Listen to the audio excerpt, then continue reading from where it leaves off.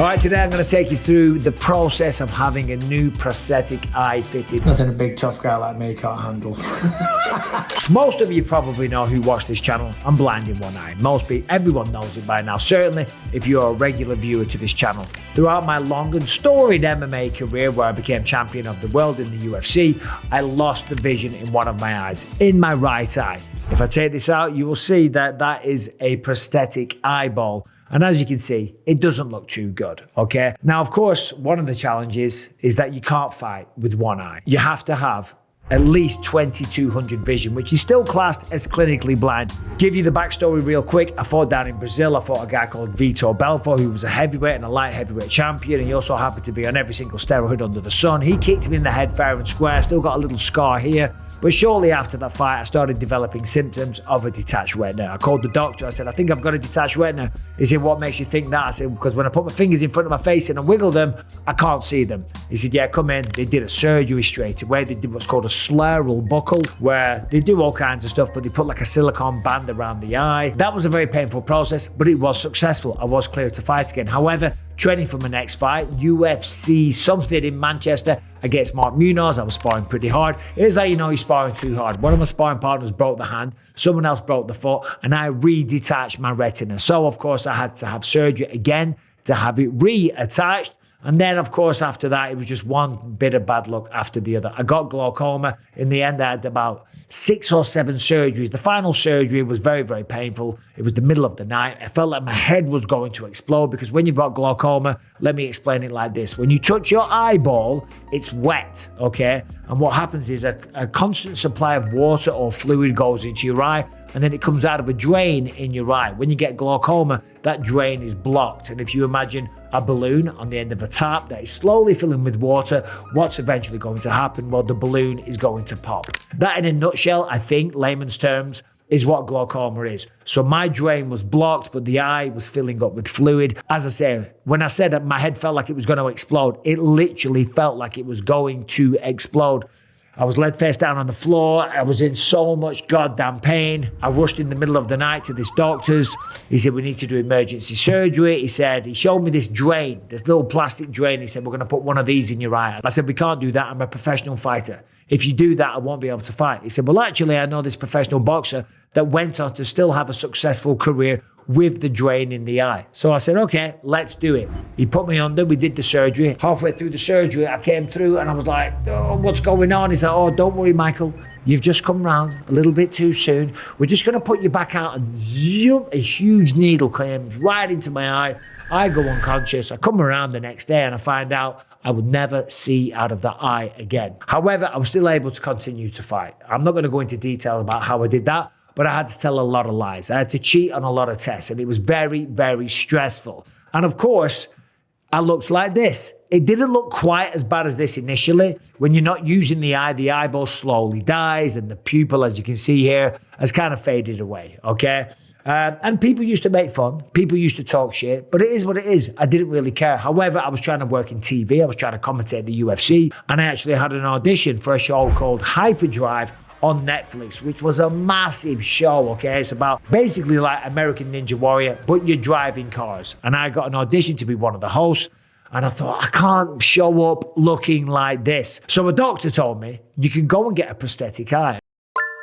So it turns out that I've been messing around for a few years on all the wrong stuff, because I used to wear these contact lenses they were a big lens, and they would have an eyeball off-center, so it would have a pupil drawn in, and I would put it on my eye, and it was a fake pupil. And when I used to work at Fox Sports and stuff like that, I used to carry a little compact with me, that women use for makeup. And every time we would cut to commercial break or show a bit of B-roll or whatever, I would pull the compact out and I would look at it and I would adjust the eyeball, because the contact lens had a habit of just floating into the middle. So it looked even worse. And then eventually I just got sick of it. I thought, I'm sick of looking like this. I've retired from fighting. I'm in the Hall of Fame. I don't need to do this anymore. So I went to see a doctor about having the eyeball removed and having a glass eye. Unfortunately, the doctor said, we don't need to do that. We don't want to operate unless it's absolutely necessary. What you should do is get a prosthetic eye lens. Now, I'd never heard of such a thing, but it turns out these things here, they're very simple and easy to get hold of, and they are very effective. And so I don't freak you out any longer. I shall put this one back in. There we go. Looks good, looks great, even moves around a little bit. However, it doesn't move as well as what it used to do. What they do is they take a mold of your eye, then they hand paint it, then they draw little veins and stuff like that. But eventually over time, because the eyeball isn't being used, it shrinks naturally. So when you move your eyes around, it doesn't move quite as well or quite as in sync. So they recommend every few years getting a new prosthetic fitted.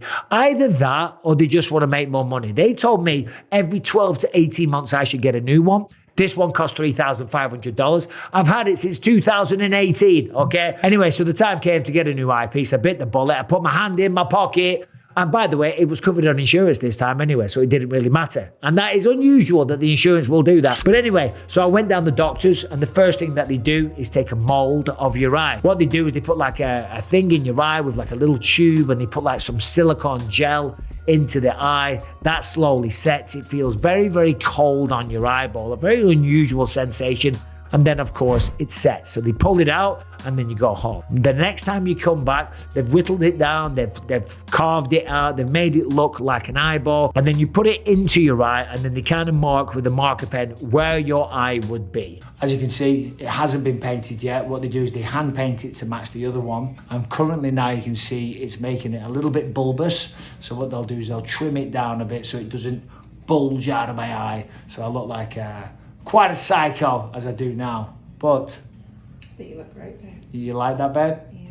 Let's have a look. You can't even tell. It's perfect. And then from there, they go away and do the real artistry. These people that do these eyeballs, I mean, if I show you this here, you probably can't see it. Oh, there you go. You can see it a little bit. This is my new one. My new one. It's a bloody work of art, I'll tell you that right now. And I'll tell you, if you look at the picture of the old one compared to the picture of the new one's got a lot more blood and like red cells on it. Maybe that's because they think this guy's getting older. He's drinking a bit too much. Let's put a few more blood cells in there. Are you intoxicated? I'm not sure, but still, either way, I'll put it in now. As you can see, this one, it's okay. I don't really need one too badly, but if the insurance cover it and the doctors recommended that I do it, I thought, well, I should do it. And now I've got a spare one as well, because one of the biggest stresses was I'm always flying all over the world. I mean, this year I've literally been all over the world. I was in Saudi Arabia, I was in Sydney, Australia, Seattle, I was just in London. And the show goes on and on and on. And I love it. And I'm very lucky and blessed. But a lot of time zones, a lot of jet lag, a lot of hotel rooms, and a lot of taking your eyeball out at night. And I'm always worried about leaving it there or forgetting or losing it. Or at night when I take it off and I'm washing my face and brushing my teeth, I knock it off the side and it goes down the toilet or something like that. So it's nice to have a spare one, let me tell you, because this has been very stressful. There has been a few times where I thought I'd lost it. I was filming on the day or I had to go commentate or whatever. And I'm like, I can't find my bloody eyeball. I can't show up with one eye.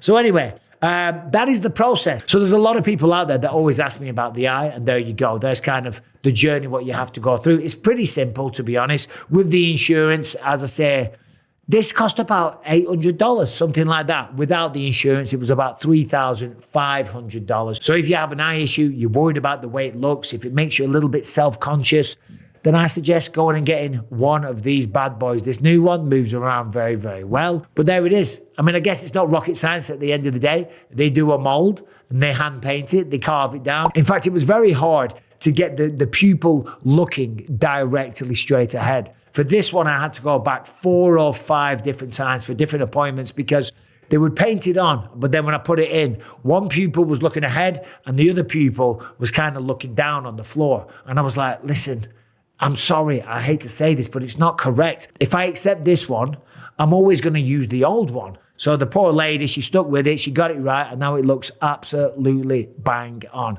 So anyway, there it is for a lot of people that were asking about the eyeball, for anyone that has eye issues, that makes you feel self-conscious or affects your confidence, because it did used to do that with me. I don't mind saying it. Not because of my vanity or anything like that. When I was fighting it, I was more concerned about people talking about it and that becoming a bit more of an issue because I wanted to fight and I had to get past doctors' tests and all the rest of it. Fortunately, I was able to lie. I was able to pull the wool over people's eyes. I was able to take advantage of some sweet, innocent, kind doctors. I'll never forget this old guy, this old Indian doctor. I'm in England and he wanted to do an eye test and he actually thinks I'm trying to get my vision tested. And what I used to do was just memorize the chart. And all you have to do, as I said, to pass the test, you've got to have 20 200 vision, which on an old school eye test is the big letter at the top and then the 2 letters below it, okay? And it was on like a triangle. You rotate it a couple of times, so there was 3 sets of letters.